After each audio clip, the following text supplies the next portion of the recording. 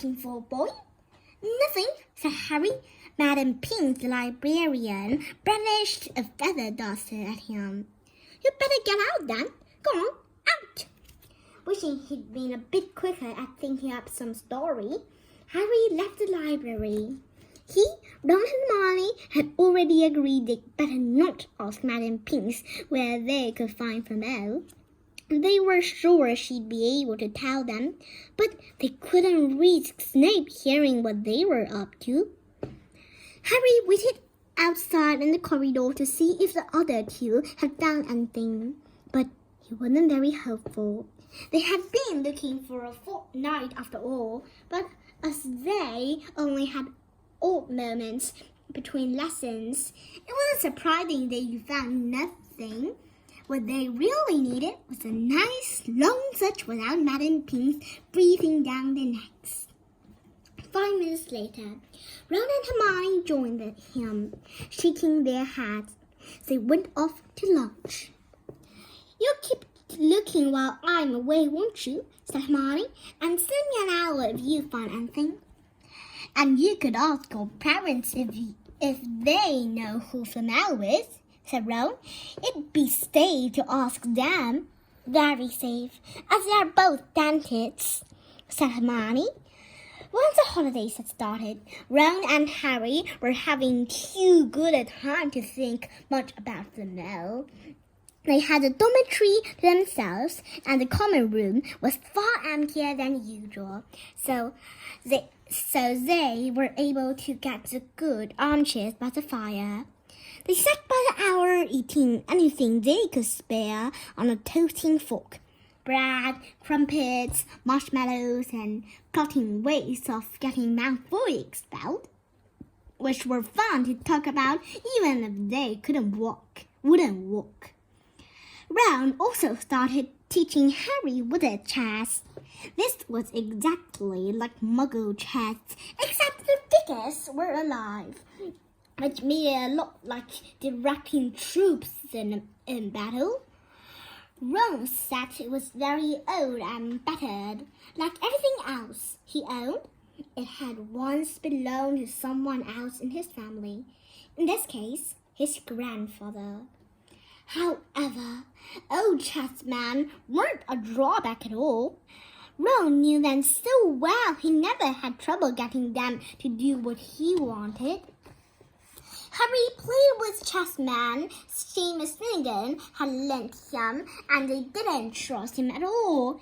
He wasn't a very good player yet, and they kept shouting different bits of advice at him, which was confusing.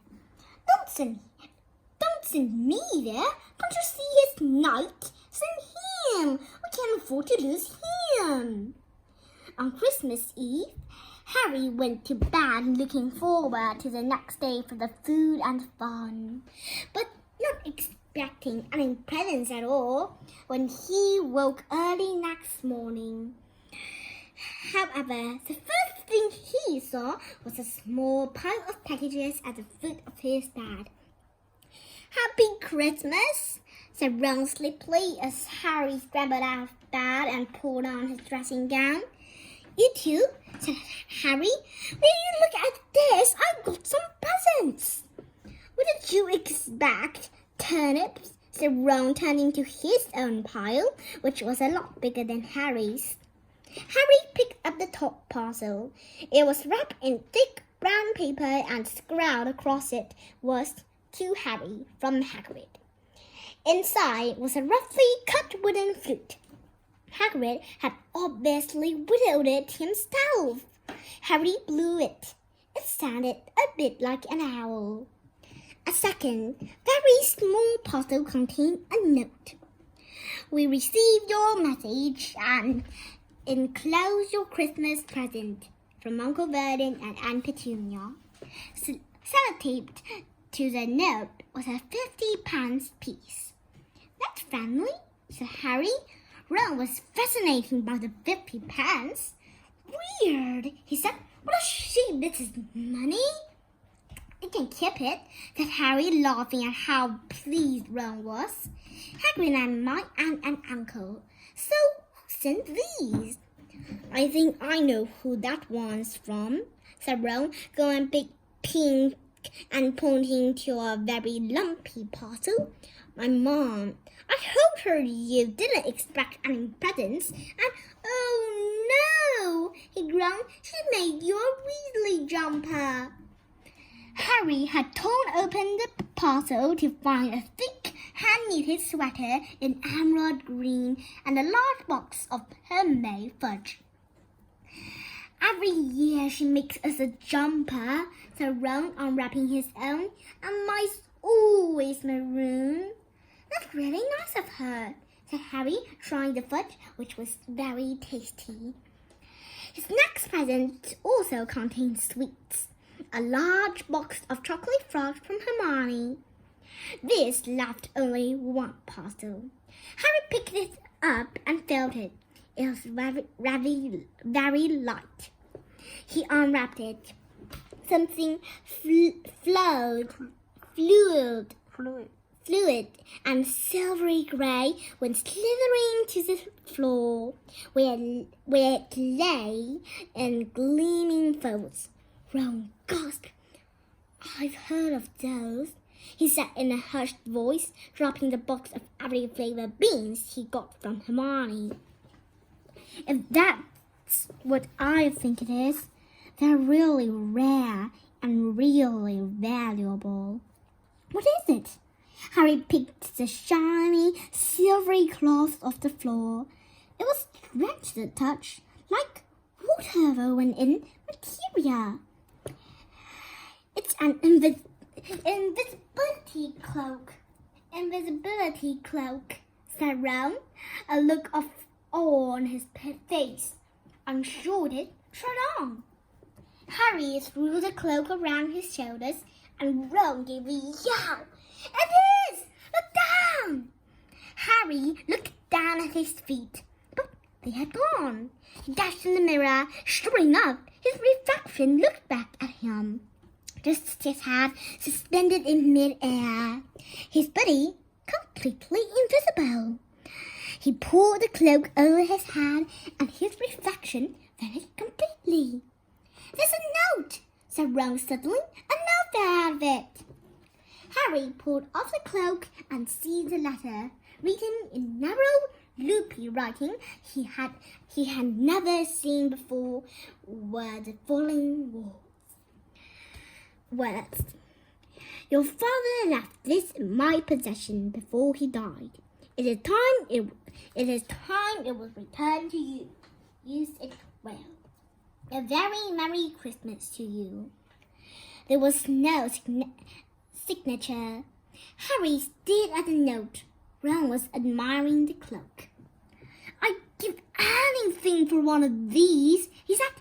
Anything. What's the matter? Nothing, said Harry. He felt very strange. Who had sent the cloak? Had it really once belonged to his father?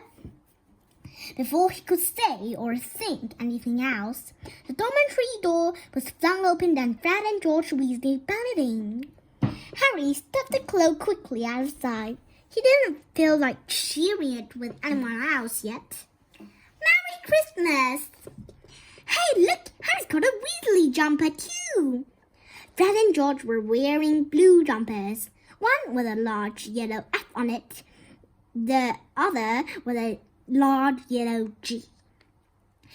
Harry's is better than ours, though, said Fred, holding up Harry's jumper. She obviously makes more of an effort if you're not family. Why aren't you wearing yours, Ron? George demanded. Come on, get it on there, lovely and warm. I hate maroon, Ron moaned half-heartedly as he pulled it over his head. You hadn't got a letter on yours, George observed. I suppose she thinks you don't forget your name. But we're not stupid.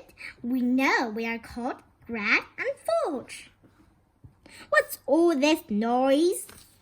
Percy Weasley stuck his head through the door, looking disproving. He had clearly come halfway through unwrapping his presents as he Tom carried a lumpy jumper over his arm, which Fred seized. Pee for Pete, get on, Percy, come on, we're all weary hours. Even Harry got one. I don't want, said Percy thickly as the twins pulled the jumper over his head, knocking his glasses askew. And you're not sitting with the prefects today either, said George. Christmas is a time for family. They front-marched Percy from the room, his arms pinned to his side by his jumper.